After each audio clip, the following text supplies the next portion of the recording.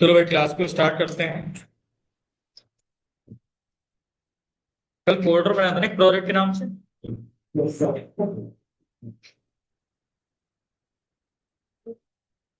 Button click event याद है?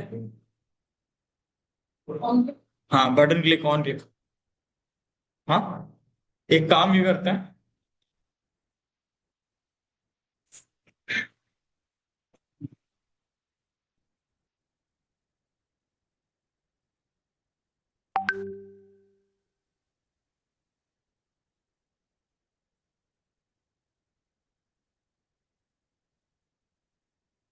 चलो कल बल्ब ऑन ऑफ किया था। तो एक काम करते हैं, आज तुम लोग कुछ नए फंक्शन बताते हैं। जैसे कि हम लोगों ने क्या करा, एक बटन बना दिया। बटन का नाम है क्लिक मी। ठीक है। और ऑन क्लिक पर क्या करेंगे, शो नाम के फंक्शन को कॉल करेंगे। शो नाम के फंक्शन क्या करेंगे, कॉल करेंगे। फंक्शन पता है क्या होते हैं? नहीं, थोड़ा सा समझ लो, तुम्हें पता है? एक बार दोबारा बता दें थोड़ा अच्छे से।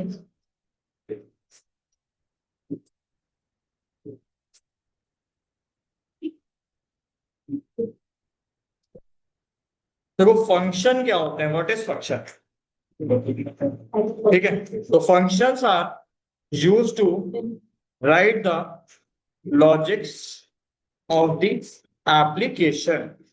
ठीक है, डायरेक्टली लिख लो फटाफट से। Directly it is not possible to write the code in the program because the code will be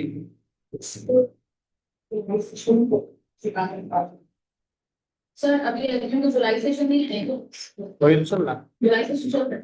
इसको फटाफट बोल रहे हैं तो जो कंसेप्शन चल रहा है है। ये एग्जाम के बाद शिवानी बात दूसरा मुझे photo complex, so it is to write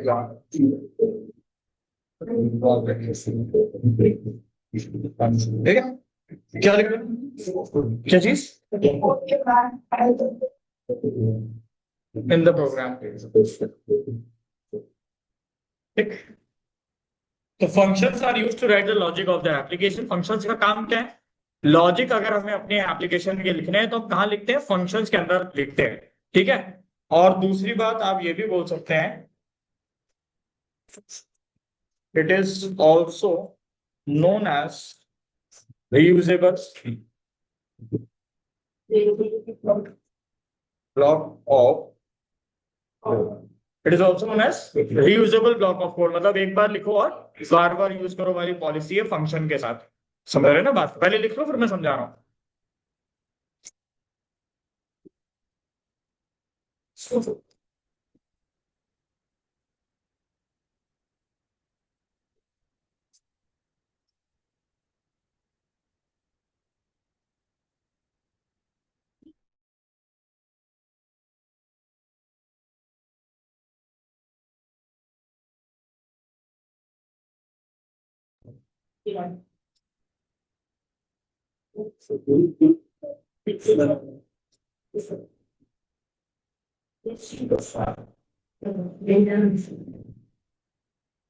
सुनो, होता क्या है, जैसे कि मान लो हमारा कोड बहुत लंबा है और हमें अपने कोड के लॉजिक लिखने हैं। तो अभी जो आप लोग छोटे छोटे एप्लीकेशन बना रहे हो तब तो ठीक है, लेकिन जब आपके एप्लीकेशन कल को बहुत लंबा हो जाएगा, एक बहुत बड़ा प्रोग्राम बनाओगे, फिर आप क्या करोगे?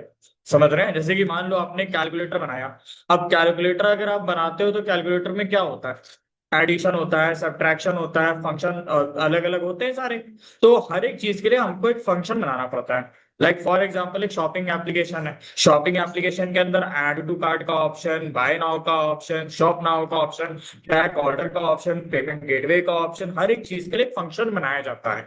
मतलब ऐड टू कार्ट पे क्लिक करेंगे तो कौन सा वाला फंक्शन कॉल होगा, बाय नाउ पे क्लिक करेंगे तो कौन सा वाला फंक्शन कॉल होगा। आपको हर एक काम के लिए फंक्शन बनाना पड़ता है। दूसरी चीज और समझो कि फंक्शन को एक तरीके से समझ लो नौकर। क्या समझ लो? नौकर। नौकर क्या करता है, जैसा मालिक आदेश देता है, जैसा मालिक इंस्ट्रक्शन पास करता है, वैसा ही हमारा नौकर काम करता है।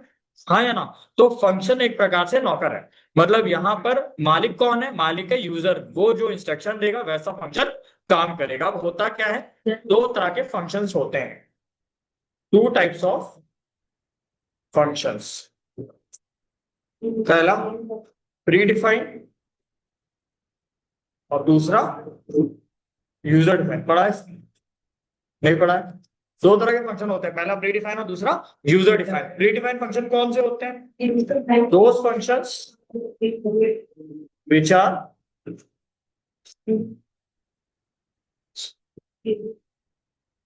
already defined in the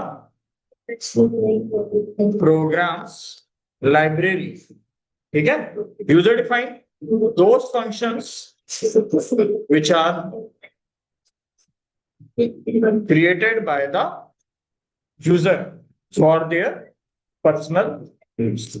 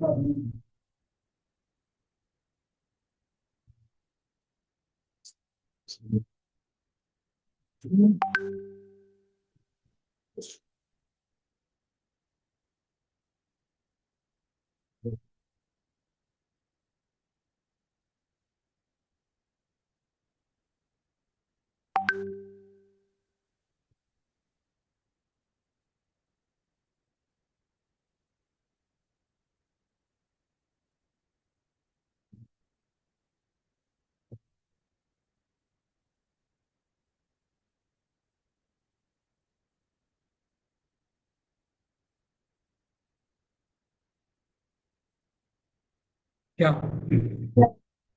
हाँ, नहीं तुम बोल रहे हो। कह रहा क्लास डेट है, इनको कुछ कुछ। हाँ, कह रहा कल से फीस बढ़ जाएगी। ठीक है, तो फंक्शन समझ में आ गया, प्रीडिफाइन और यूजर डिफाइन। अब देखो प्रीडिफाइन कौन से होते हैं ये समझने की जरूरत है। मैंने कुल मिलाकर के अभी पढ़ाया सिर्फ फंक्शन। फंक्शन का मतलब होता है, फंक्शन आप बाहर पढ़े। फंक्शन दो तरह के, प्री डिफाइन और यूजर डिफाइन। अब देखो प्री डिफाइन फंक्शन में कौन कौन से फंक्शन आते हैं, जैसे कि सम नाम का फंक्शन है जो एडिशन के काम आता है। ठीक है, मैक्स नाम का फंक्शन है जो मैक्सिमम निकालने के काम आता है। मिन नाम का फंक्शन है जो मिनिमम निकालने के काम आता है। लेन नाम का फंक्शन है जो लेंथ निकालता है। ये प्री डिफाइन होगा। ठीक है, और यूजर डिफाइन फंक्शन कौन से होते हैं? What is user define? User define का मतलब जो हमारा अपने हिसाब से अपने लिए बनाते हैं। जैसे कि ऐसे समझो आ रहे हैं, एक फंक्शन बनाया एडिशन नाम का। किस नाम का फंक्शन बनाया? एडिशन। इसके अंदर क्या करेंगे? एडिशन का पूरा लॉजिक लिख देंगे। एक फंक्शन माय डियर बनाया किस चीज का? सब्ट्रैक्शन। इसके अंदर सब्ट्रैक्शन का लिख देंगे। क्लियर है? एक फंक्शन और होगा मल्टीप्लाई का, हम शॉर्ट में एमयूएल लिख दे रहे हैं, कोई दिक्कत? और एक फंक्शन और हो गया डिव यानी डिवीजन का। समझ में आया? अब एडिशन फंक्शन के अंदर उसका पूरा लॉजिक लिखो। क्या लॉजिक लिखेंगे? लाइक हमने यहां लिखा a इक्वल्स टू 10 और b इक्वल्स टू 20। मैं वन टाइम स्पेस के साथ क्यों लिख रहा हूं? क्योंकि उसके अंदर का पार्ट है। ठीक है, सम इक्वल्स टू हमने क्या करा? a प्लस बी, और प्रिंट कर दिया हमने किसको? सम। जावास्क्रिप्ट में प्रिंट तो होता नहीं है, कंसोल डॉट लॉग होता है ना? या फिर क्या होता है? डॉक्यूमेंट डॉट राइट होता है। ठीक है, कंसोल डॉट लॉग लिख दिया, प्रिंट हो जाएगा। Same as it is subtraction के लिए हम क्या करेंगे? a equal to 100, b equals to 50, और एक वेरिएबल ले लिया। किस नाम का variable? Sub. Sub equal to a minus b, और फिर यहाँ क्या कर देंगे? Console dot log. यहाँ प्रिंट करने के लिए क्या लिखते हैं? Console dot log. अब होता क्या है, तुम्हारे पास चार तरह के नौकर है। ये पहला नौकर है, ये दूसरा नौकर है, ये तीसरा है, ये चौथा है। ऐसे दोनों के लॉजिक लिख दिए जाएंगे, कोई दिक्कत तो है नहीं। अब हम करेंगे क्या? करना हमको क्या है? हमें इनको करना है कॉल। अभी देखो, जब यूजर डिफाइन फंक्शन बनाते हो ना, तो यूजर डिफाइन फंक्शन के तीन स्टेप होते हैं। मतलब अगर आप यूजर डिफाइन फंक्शन बना रहे हैं तो steps to create user defined function. पहला स्टेप क्या होता है? Function declaration. दूसरा स्टेप क्या होता है? Function definition. तीसरा स्टेप क्या होता है? सुनाया? फंक्शन को डिक्लेयर करना, फंक्शन को डिफाइन करना, फिर फंक्शन को कॉल करना। मतलब पहले नौकर का नाम बताओ क्या होगा, नौकर का नाम बता दिया, XYZ जो भी, ठीक है। डिफाइन उसका काम बता दिया, वो काम क्या करेगा। कॉल करने का मतलब जब जरूरत होगी तो उसको बुला लिया जाएगा। ये समझ में आया? इतना नहीं है? एक बार बताओ, फंक्शन बताओ। देखो फंक्शन की पार्ट्स डिवाइडेड, ठीक है। जैसे कोई कोई फंक्शन बनाते तो जैसे कोई दो नंबर सप्लाई करे, तो हमने क्या किया, हमने सब्ट्रैक्शन नाम का फंक्शन बना दिया। अब सब्ट्रैक्शन नाम का फंक्शन बनाने के बाद मैंने सब्ट्रैक्शन के अंदर दो नंबर साइन कर दिए, किस मतलब ए के अंदर ये है, बी के अंदर ये है। और फिर उसी को मैंने वहां पर एक और कॉल करके उसको सब्ट्रैक्ट करा दिया। अब इतना काम तो करा दिया, लेकिन नीचे हमको उसको कॉल भी क्यों करना पड़ेगा? ठीक है, ये सबसे पहले हमने फंक्शन को डिक्लेयर किया, फिर उसके बारे में बताया कि वो काम क्या करेगा। काम करने के बाद फिर नीचे उसको बुलाएंगे, उसको कॉल करेंगे। समझ गए? जैसे कि फॉर एग्जाम्पल तुम्हारे, तुम बहुत बड़े आदमी हो, करोड़पति टाइप के, ठीक है, तुम्हारे यहाँ चार पांच नौकर हैं, तो डिक्लेयर कर दिए ना, तुम्हारा नाम रमेश है, तुम्हारा नाम सुरेश है, तुम्हारा नाम महेश है, ठीक है, तुम्हारा नाम शिवम है, ठीक है, तुम्हारा नाम आर्यन है, रजत है, ठीक है। तो सबके नाम तुमने रख दिए, ठीक। अब तुमने करा क्या, सबके अपने तुमने काम बता दिए। रजत तुमको ये काम करना है, महेश तुमको ये काम करना है, शिवम तुमको ये काम करना है, ठीक। तो तुमने क्या करा, डिफाइन कर दिया। अब ये लोग काम कब करेंगे? काम तो तभी करेंगे ना जब इनको कॉल करोगे, ठीक है।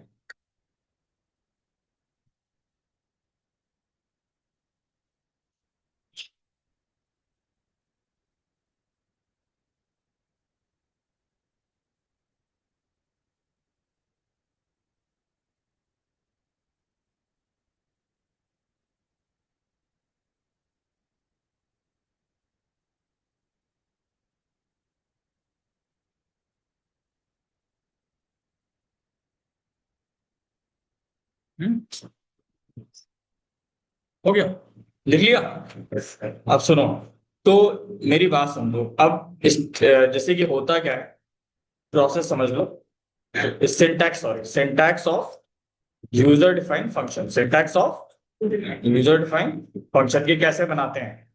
सबसे पहली बात, फंक्शन कीवर्ड लिखा और उस फंक्शन का एक नाम दे दिया, ठीक है।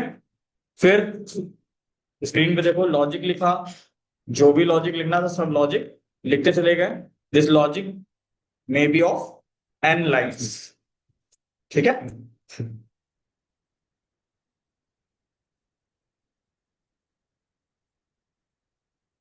ठीक,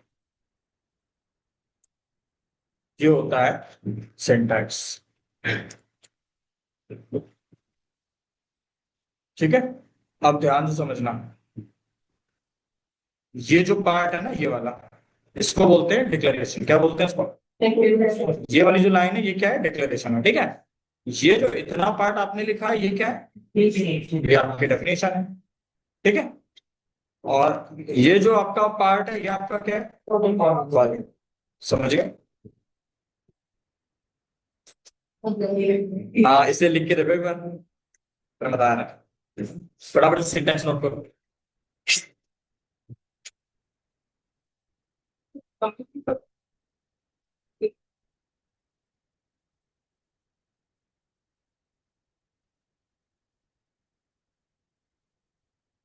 बोलेगा तो कॉपी वैसा बहुत बढ़िया।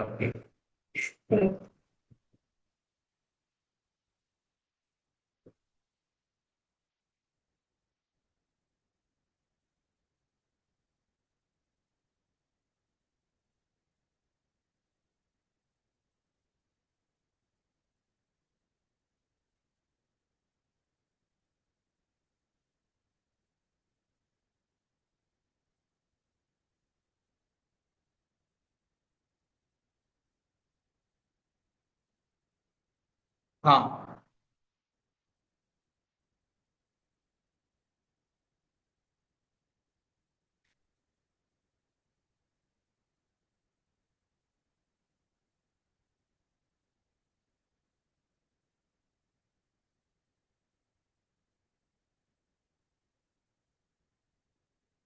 समझ गया?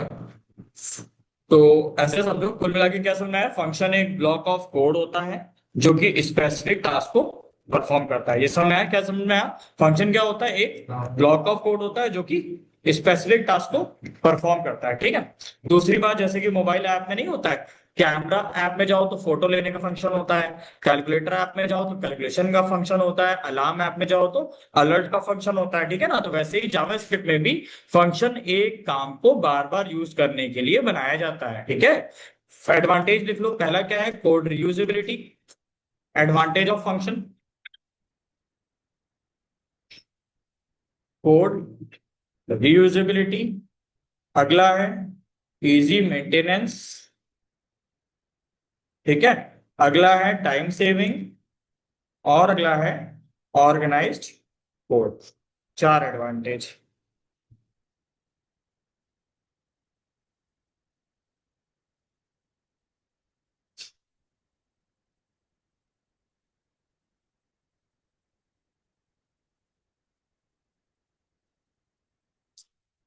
ठीक है। दो बातें याद रखना। सबसे पहली बात, अच्छा चलो बताओ, फंक्शन डिक्लेरेशन का मतलब क्या होता है? फंक्शन बनाना। डिक्लेरेशन का मतलब क्या है? फंक्शन को बनाना। ठीक है। फिर फंक्शन कॉलिंग का मतलब क्या है? फंक्शन जो भी होगा फंक्शन को चलाना, यानी मशीन को चलाना। समझ गए? अब दूसरी बात, दो शब्द तुम लोगों के लिए यहाँ पे मैटर करते हैं। पहली बात, पैरामीटर क्या होता है, आर्गुमेंट किसे कहते हैं, और रिटर्न किसे कहते हैं। तीन बातें। डिक्लेरेशन, डेफिनेशन, कॉलिंग तो समझ आ गया, बहुत इजी था। तो बेसिक लेवल पे उतना काफी था जानने के लिए। एडवांस लेवल में आ जाओ। पैरामीटर का मतलब क्या होता है? इनपुट लेना। पैरामीटर का मतलब क्या होता है? इनपुट लेना। ठीक है। आर्ग्यूमेंट का मतलब क्या होता है? इनपुट देना। इनपुट लेना, पैरामीटर, इनपुट देना, आर्ग्यूमेंट। और रिटर्न का मतलब क्या होता है? वैल्यू वापस भेजना। क्या मतलब है? वैल्यू को वापस भेजना। जैसे कि फॉर एग्जांपल, तुमने क्या करा, अब देखो नौकर तो तुमने रख लिया, जो भी रजत महेश वगैरह तुमने रखे थे। ठीक है। तो ये तुम्हारे नौकर हो गए। अब डिक्लेयर तो हो गए, अब इनको क्या करना है कि इंस्ट्रक्शन देना है। इंस्ट्रक्शन देने का मतलब इनको इनपुट देना है। जैसे फॉर एग्जाम्पल, किसी से बोला सब्जी ले आओ, ठीक है, किसी से बोला फ्रूट्स ले आओ, किसी से बोला कि गाय को चारा डाल दो, समझ गए, किसी से बोला गाय को नहला दो। तो ये सब क्या है? ये इनपुट लेने वाले काम है। ठीक। ठीक। तो कुल मिलाकर के इनपुट दिया जा रहा है ना। देखो, मतलब क्या है, फंक्शन बनाया, फंक्शन का नाम क्या रखा? डिस्प्ले। अब मैंने इसके अंदर दो वेरिएबल दे दिए, ए और बी। तो ये जो ए और बी है ना, इसको बोलते हैं पैरामीटर। क्या बोलते हैं? पैरामीटर। अब तुम क्या करोगे, तुमने यहां पे लिखा sum equals to a plus b. क्या लिखा? Sum equals to a plus b. पसंद आ गया? और तुमने यहाँ क्या करा, कंसोल डॉट लॉग में किसको प्रिंट करा दिया? ये दिक्कत है तो अब तुम क्या करना चाहिए तुम्हें? सबसे पहली बात, एक फंक्शन डिस्प्ले के नाम से बनाया था, एक फंक्शन बना दो शो के नाम से। इसमें फिर से ए और बी दे दो। ठीक है ना? इसमें क्या करो, एक एक्स नाम का वेरिएबल ले लो और ए मल्टीप्लाई बाय बी कर दो। कोई दिक्कत? और कंसोल और लॉग के अंदर क्या करो, एक्स को प्रिंट कर दो। बात समझ में आई? तो आर्यन, कितने डिक्लेरेशन है? दो। कौन कौन से? डिस्प्ले और शो। हाँ है ना? और डेफिनेशन उन दोनों की है। कॉल कितने करे गए? किसी को नहीं कॉल करा गया। तो कोई फंक्शन चलेगा, नौकर को रख लिया, उसको उसका काम भी पता है, लेकिन वो काम तो तभी करेगा ना तुम करने को बोलोगे। तो सीधी सी बात समझो, तुमने यहाँ क्या करा, डिस्प्ले नाम के फंक्शन को बुलाया, दो वैल्यू मांग रहा है ए और बी की। हाँ है ना? तुमने किस फंक्शन को कॉल किया है? डिस्प्ले को। कितनी वैल्यू मांग रहा है? दो, ए और बी की। तो हमने दे दिया वन और टू। बस में अब होता क्या है, होता यह है कि ये जो वन और टू तुमने दिया है, ये वन और टू कहाँ जाएगा? इसमें ए क्या लेगा? वन, और बी क्या लेगा? टू।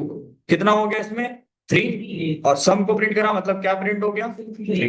बात समझ में? तो एक चीज समझो, इसको बोलते हैं क्या? पैरामीटर। इसको क्या बोलते हैं? पैरामीटर। अरे यार, एक ऑप्शन और दिया है। ठीक। क्या बोलते हैं इसको? पैरामीटर। और ये जो तुमने नीचे वैल्यू दी है, इसको क्या बोलते हैं? Argument. What is this? This is argument. ठीक है।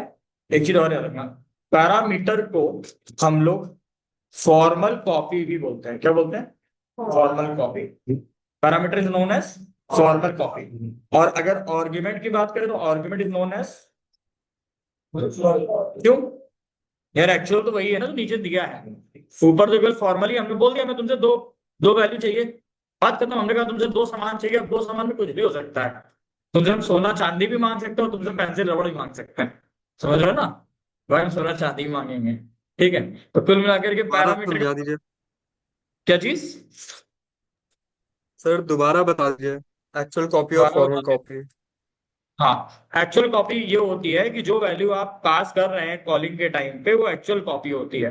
ठीक है, और जो आपने डिक्लेरेशन के टाइम पे दो वेरिएबल देकर के छोड़ दिए हैं, जो भी वेरिएबल देकर के आपने छोड़ दिया, वो फॉर्मल कॉपी है। ठीक है, actual yes copy sir. Execute होती है और फॉर्मल कॉपी डिक्लेरेशन टाइप पर रन होती है। ठीक है, नोट कर लो फटाफट से, लिखना है ना।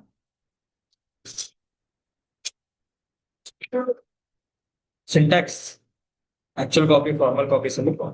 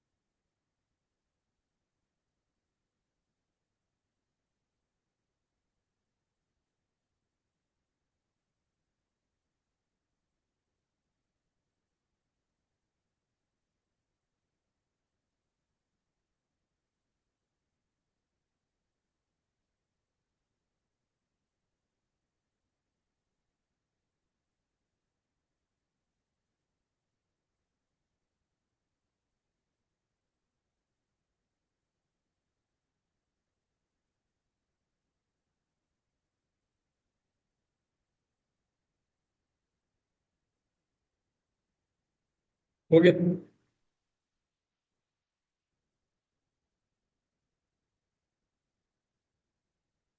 समझ में आया डिक्लेरेशन डेफिनेशन कॉलिंग क्या चीज है, लिख लिया। आगे समझो, यहाँ पे एक चीज और आती है।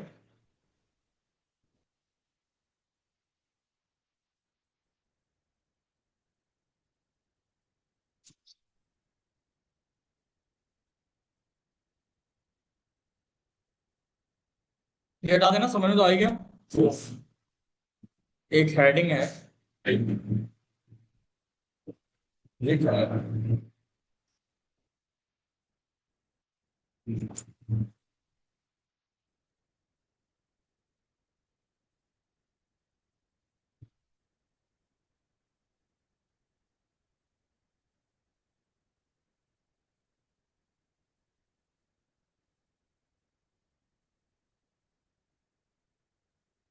ठीक।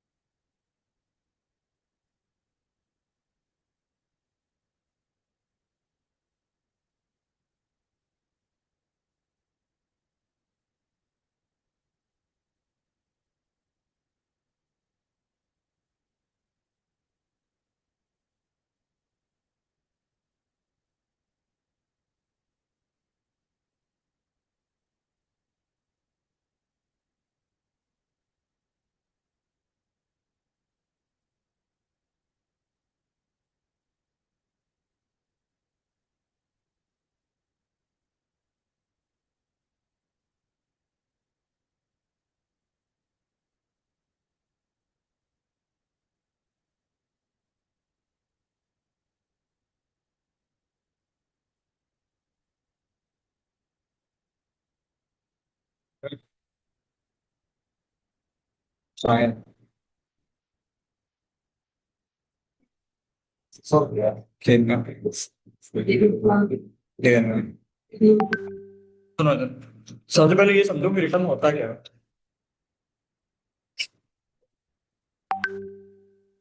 एक मिनट।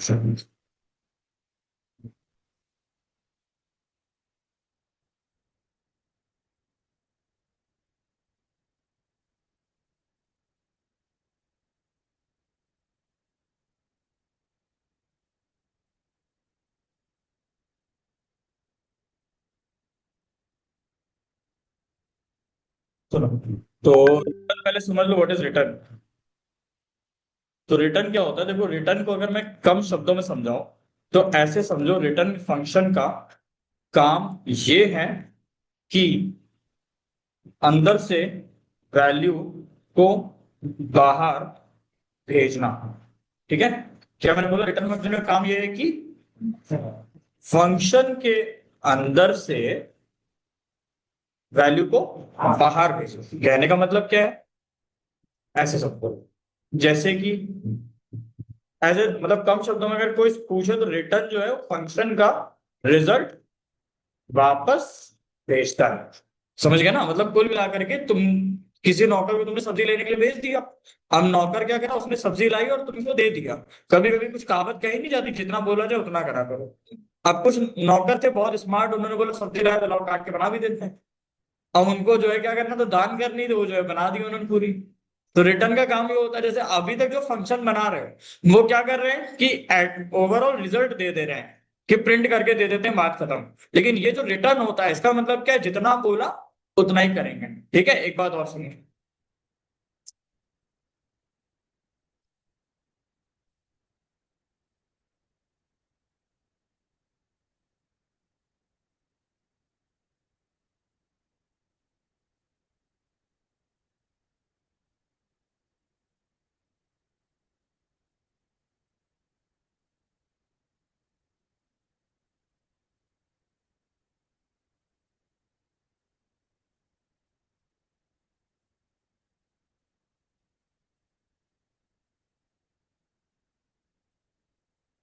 क्या मैंने कहा, अगर एक बार रिटर्न स्टेटमेंट एग्जीक्यूट हो गया, मान के चलो मैंने कहा कि तुमने फंक्शन के अंदर जो डेफिनेशन लिखी है वो 10 लाइन का कोड है, लेकिन तुमने जो रिटर्न लिखा था वो छठवीं लाइन पे लिखा था।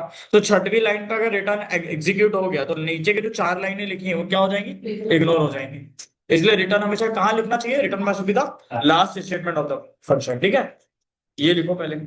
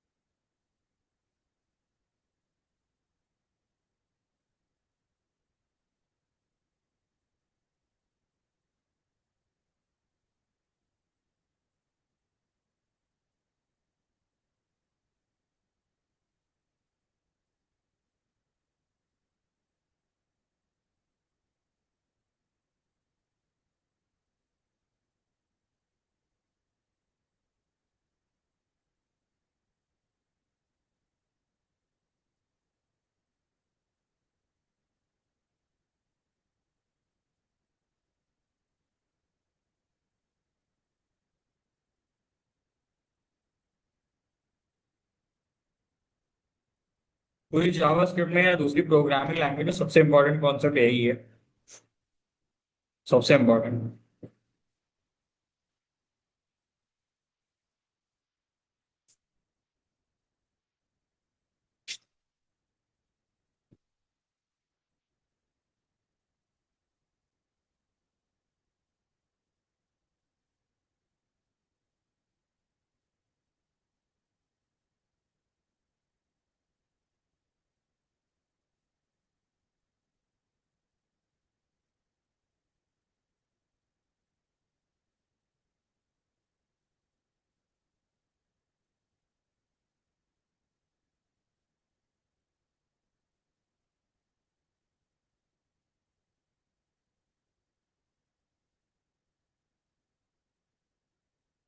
हो गया भाई। लिया। हाँ, सिंटैक्स और लिख लो। अगर तुमने जावास्क्रिप्ट में या किसी भी लैंग्वेज में एक बार फंक्शन पढ़ लिया ना, तो बाकी तुम किसी भी लैंग्वेज को बहुत आसानी से सीख सकते हो। ये मेन फील्ड फंक्शंस का ही होता है किसी भी लैंग्वेज के अंदर। फंक्शन का नाम क्या दिया? डेमो, ठीक है। और ये फंक्शन क्या करेगा? रिटर्न करेगा। क्या रिटर्न करेगा? समझ गए? नोट कर लो सिंटेक्स। अब बस सीधा प्रैक्टिकल की तरफ आगे बढ़ते हैं।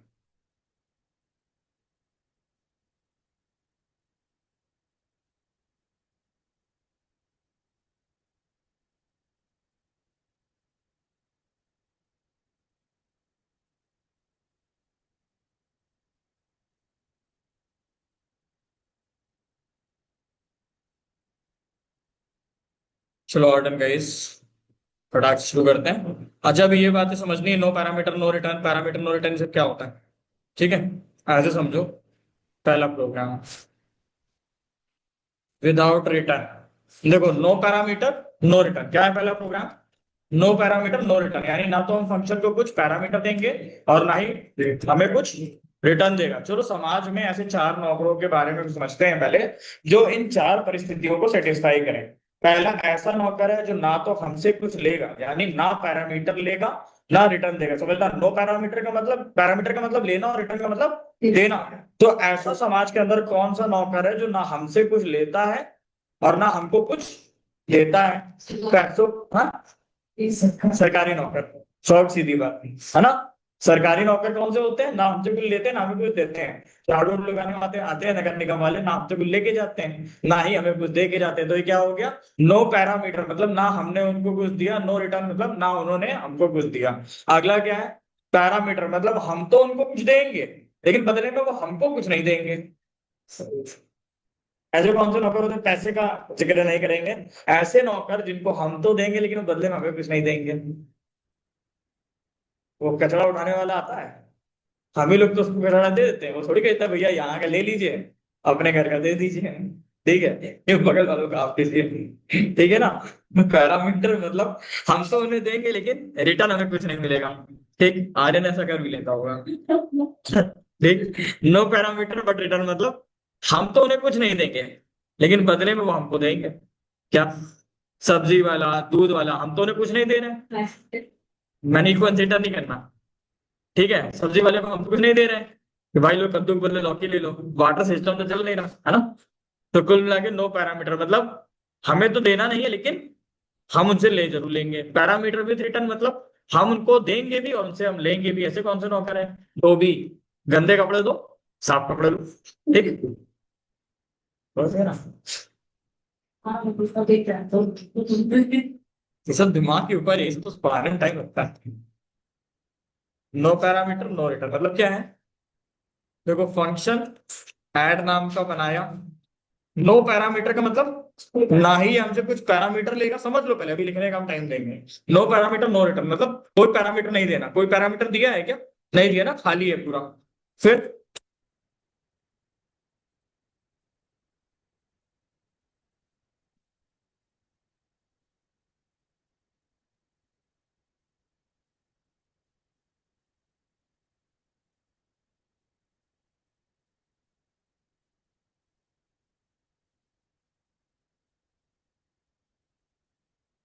मैसेज के साथ में वेरिएबल की वैल्यू प्रिंट करना नहीं बताया ना, तो यहाँ पे दे देते हैं टोटल मार्क्स ऑफ स्टूडेंट, ठीक है, और इक्वल टू का सिंबल लगा दो, ठीक है। और यहाँ पे लगता है कॉमा जब वेरिएबल को देना होता है। वेरिएबल कौन सा देना है? समनाफा। समझ गया अरे? इंपॉर्टेंट है।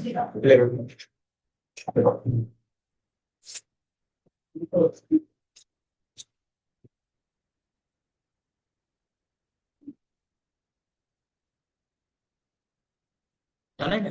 प्लीज सर मैं कॉलेज से डायरेक्ट मेरे लिए आ रही थी ना इसलिए मुझे बताया थी ना। अच्छा अच्छा, देखो नो पैरामीटर मतलब कोई पैरामीटर तो हमने दिया नहीं है ना। नो रिटर्न का मतलब इन्होंने भी हमको कुछ रिटर्न नहीं करा, मतलब ये ऐड नाम का नौकर, इसको पूरा लॉजिक पता है और ये सीधा हमको क्या कर रहा है? टोटल नंबर प्रिंट करा के दे दे रहा है। समझ गए? मतलब ये तीन सब्जियां थी, तीनों को पका दिया और मिक्स वेज खाने के लिए दे दी। समझ गए? ठीक। तो जब हमने ऐड नाम के नौकर को काम कॉल किया तो हमको सीधा क्या मिलेगी, मिक्स वेज। समझ गए? तो ये तुम्हारी मिक्स वेज है। समझ आ गया? No parameter no return. अगला क्या था, बोलो भाई। पैरामीटर पर नो रिटर्न। मतलब हम देखो पहले वाले केस में तो ये हुआ कि वो 3 सब्जियां जो लाया उसने हमसे पूछा भी नहीं कि कौन सी सब्जी लानी है, अपने मन से ले आया। लेकिन अब क्या होगा कि हम उसको बताएंगे। समझ रहे ना? तो एक ऐड नाम का फंक्शन बनाया, M1 M2 M3, ये तुम यहीं दे दो। कहाँ पे? पैरामीटर में। बात समझ? M1 M2 M3 3 वेरिएबल ले लिए ना। अरे अब क्या होगा यहाँ पे, sum equal to M1 plus M2 plus M3, फिर डी डॉट डब्ल्यू लिखते हैं शॉर्ट में, डॉक्यूमेंट डॉट राइट। ठीक है? अरे ऊपर से कॉपी ना पहले, क्यों लिखे डी डॉट डब्ल्यू?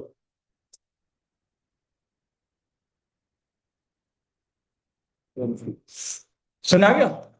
अब जब इस ऐड को कॉल करोगे तो तुम्हें वैल्यू तो देनी ही पड़ेगी M1 M2 M3 की, वरना कॉल ही नहीं होगा। समझ आ गया? अब क्या हुआ, M1 में मिला 51, M2 को मिला 78 और M3 को मिला 49। समझ आ गया? ये डेफिनेशन कौन सी हुई? पैरामीटर तो देंगे बट रिटर्न कुछ नहीं मिलेगा। मतलब इस नौकर ने हमसे तो पूछा था कि सर क्या क्या सब्जी लानी है, हमने उसको बता दिया 3 सब्जियां ले आओ M1 M2 M3 नाम की। ठीक है ना? अब वो M1 M2 M3 की वैल्यू भी हमने बता दी।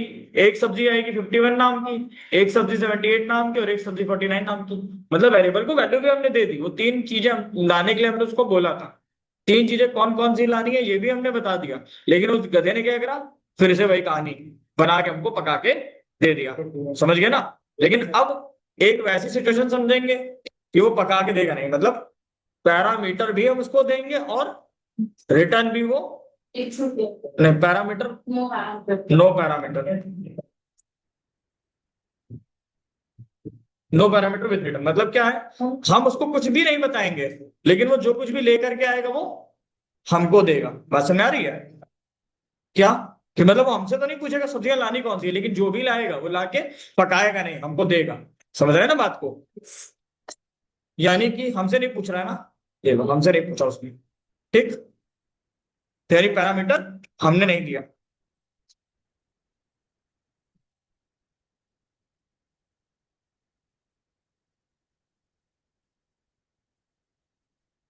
ठीक है?